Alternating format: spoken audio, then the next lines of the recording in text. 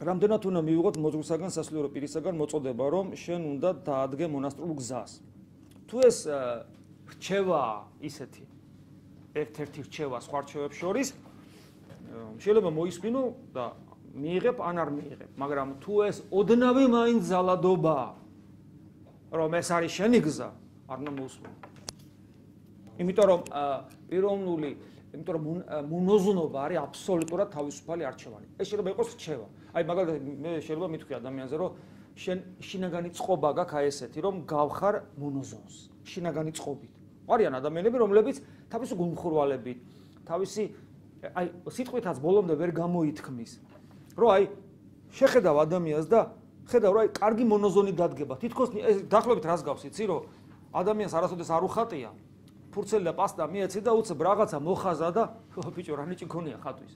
ეს შეიძლება, რა მაგ შენ ნიჭი გაქვს ხატვის და ახლა დაიწყო, აბა მიდი ჩააბარე და აბა მხატვარი გამოდი, ეს უკვე ზალადობაა. ხო?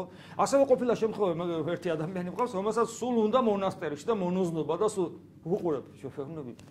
შენ და ცოლი მოიყვანო, არ გავხარ შენ მონოზონს. მაგრამ ძალით ხო არ მომყავს მისთვის ცოლი კაცო, ხო? ჩემი შეხედულებაა და ამას ვეუბნები. რჩევა რა თქმა უნდა შეიძლება, შეხედულება შეიძლება, მაგრამ მეტი არაფერი. უფლის მოწოდებათ უნდა ჩავთვალოთ ეს, როდესაც შენს გულში ამაზე ფიქრი ნაკლებადაა, ან არც არის. უფლის მოწოდებათ ესე მარტივად მოძღვრ სიტყვას ვერ ჩავთვლით. იმიტომ რომ ესე მარტივად რო იყოს შემოკარგო, ხო შეიძლება მოძღვარი ცდებოდეს. თავისუფლად შეიძლება. ხო შეიძლება არ ცდებოდეს, შეიძლება არ ცდებოდეს.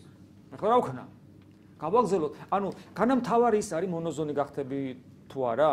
თავარი არის ქრისტე ეძებო. შენი ცხოვრების მიზანი იყოს ქრისტე და მასთან ურთიერთობა და უფალი გამოგიჩენს.